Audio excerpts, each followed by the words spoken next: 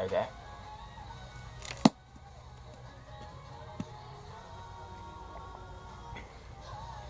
I suppose you're wondering why I called you here today. Howdy.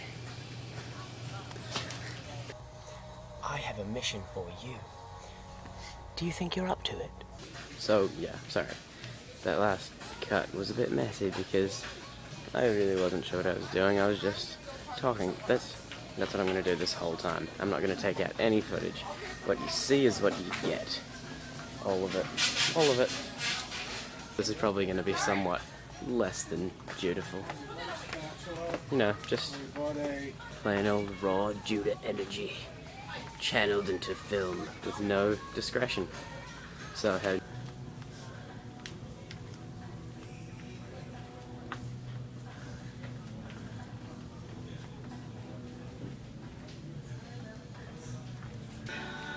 go on, man, pass me the go long. Man, would you believe it? I forgot to charge it before I left. So you might have to live with the rest of this journey some other time. I'll finish this when I get home, but I don't know how much battery I've got.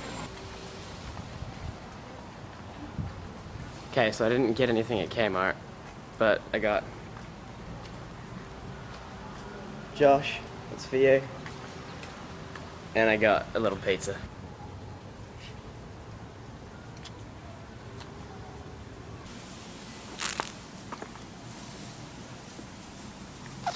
Alright, now I know what you're thinking. You're thinking, oh Judah, Dan, you're so sexy when you eat and drink. But, please, can I ask for the interest, public security, that you would just quell your enthusiasm because you're actually putting some of the other customers off. Okay, this next little bit of footage, it's about a second long, is my favorite thing I've ever recorded. So, I want to prepare you all for this. Are you ready? What's going to happen is this is going to cut to black, and then it's going to cut to another scene, that's my favorite scene, and then it's going to cut to black again, and then it's going to resume with the video. Alright? Enjoy. Men. Actually, you know what? Let's watch it again. Men. One more time! Men. And again! Men. Men. Men. Remix! Now for a public service announcement. Alright, for all you thousands and thousands and thousands of adoring fans who've been sending me messages like, OMG, Judah, Illy, I hope you have fun in Hawaii. Get back soon, I miss you too much. Yeah, I will have fun. That's a given. Don't fret. Hawaii is so much better than New Zealand. It's not even comparable on the same scale. Like, I'm pretty sure if it wasn't for my friends, I would move here like that. Like that. So, I am having fun, and I'm sorry for you. You're like, no way, Judah, it's not that much better. Well, if you think so, you're silly. Let's turn to this expert infographic.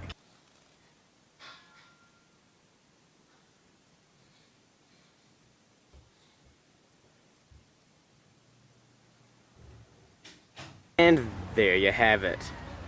It's the truth, I'm sorry. I love New Zealand, but just being honest. Props for this episode were provided by Borders Books and Music Lihue and Dollar Plus store Kikui Grove. I also have a thanks for Big Kmart, Kikui Grove, and Borders Books and Music Lihue for permission to film. Thank you. Now we're going to take a moment of silence to remember the lives of those brave young men and women who worked at Borders, Dollar Plus, and Costco, and Kmart, who gave their lives so that you could see this video.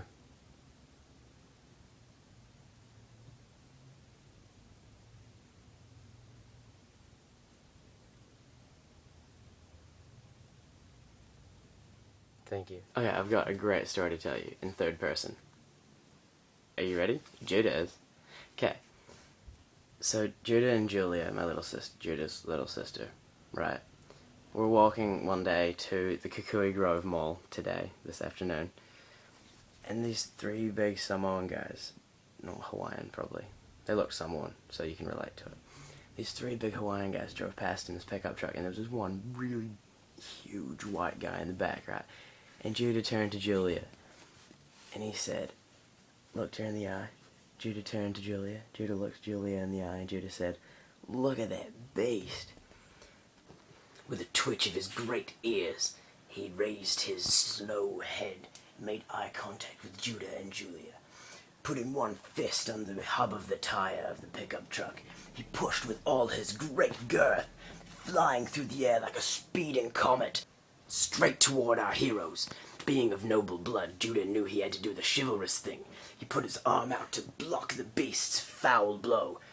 Julia was pushed aside by the vast energy pushing forward from the man's impact, as his mass collided with Judah's invincible fortress of an arm. Judah decided to do the noble thing and stay and fight the beast. The beast lunged again. Judah dodged narrowly, escaping his blow. His fist sank into the wall, crumbling bricks as it went. It passed through like acid through a duck. Judah shook his head to regain his ground. He lunged backwards, avoiding another blow from the beast's flying limbs. Although the beast was strong, it was not quick on its feet as Judah was.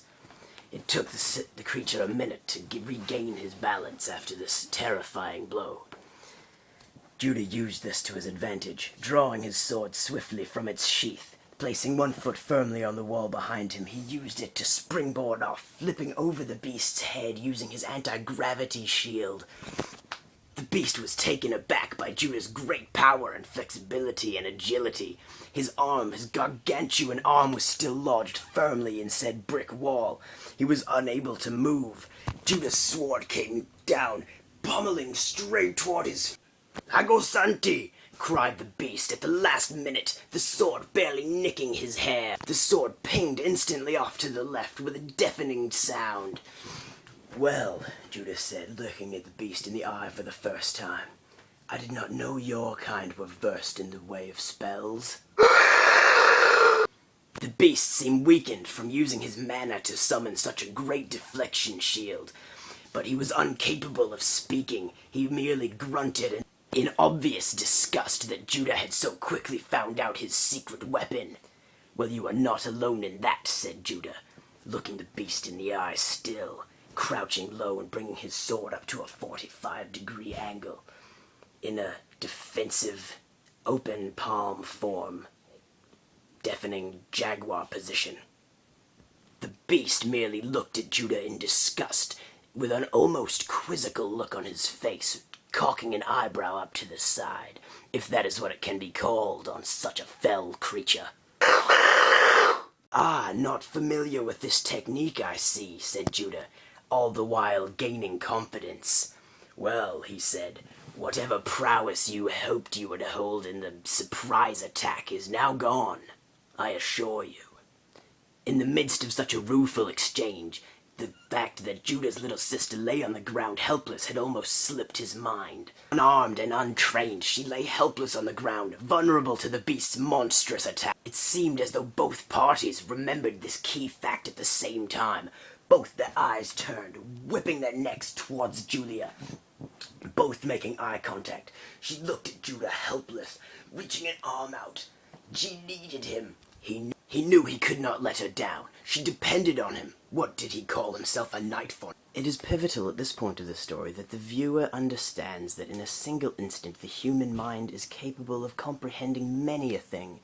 For instance, in Judah's consciousness, he notes in his peripheral vision his little sister crying for help as the beast's fist nears her face instant by instant. He also notices the beast, his eyes fixed on his prey, approaching rapidly. Also, in the same instant, he quickly switches his mantle of prowess for his mantle of speed, knowing that it will serve him well. And that's about all we have time for today. Because I can only upload a 10-minute video to YouTube because I'm using an iPod. So, I gotta go. Stay beautiful.